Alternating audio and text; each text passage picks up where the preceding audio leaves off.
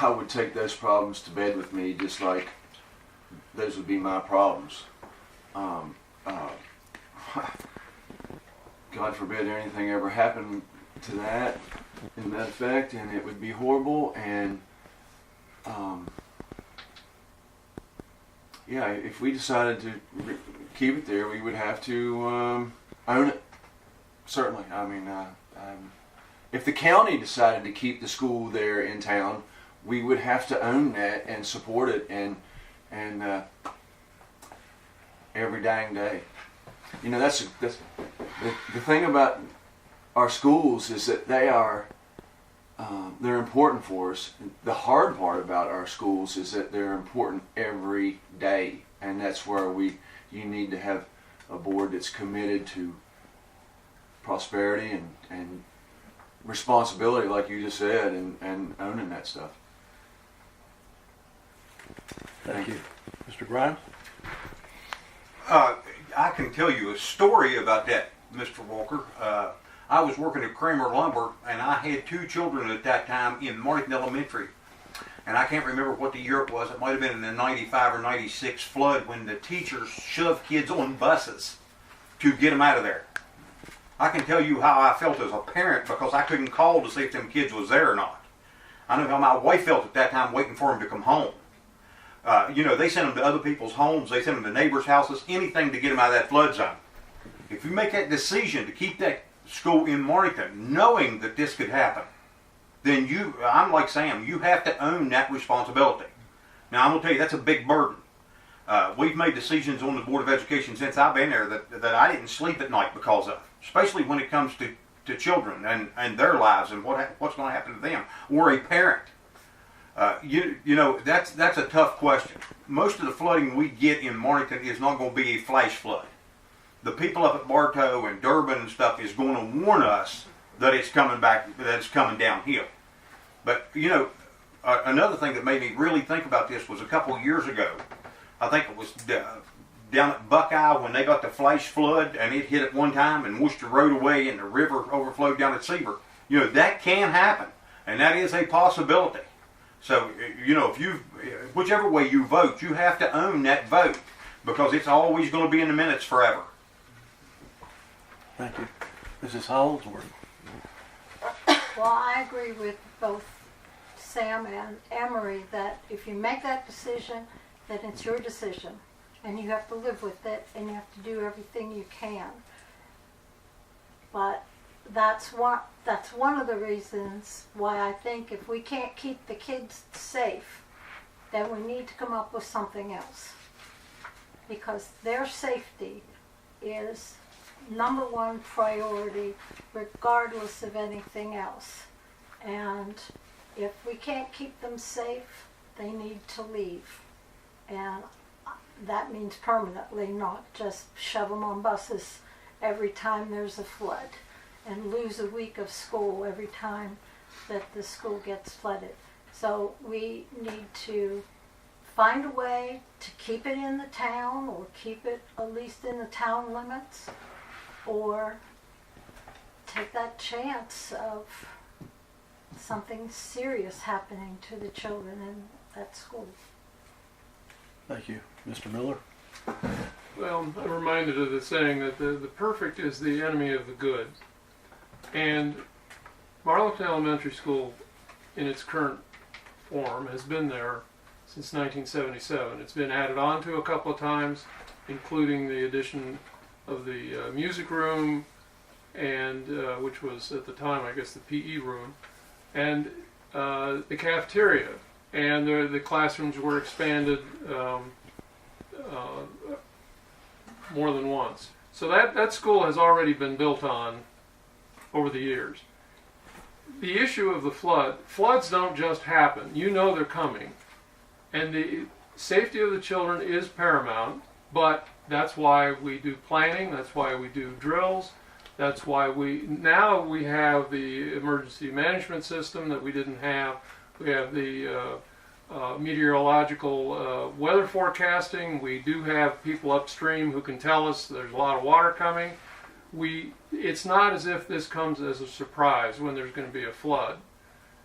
You make plans, you get out of the way, and you don't live with constant fear. I mean, everybody's house could be burgled tonight, but you don't live in constant fear of burglary. So, it's necessary to take a long view of this. That school and the school system has been in Marlinton for 100 years. It's survived a lot of floods. The 85 flood was dreadful. The 96 flood, not quite as bad.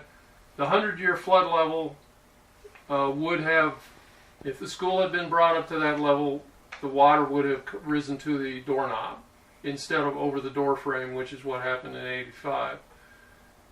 So it is important to do what we can to mitigate the problem, but the expense of building a new school somewhere else in Marlinton, I believe, is prohibitive and unnecessary.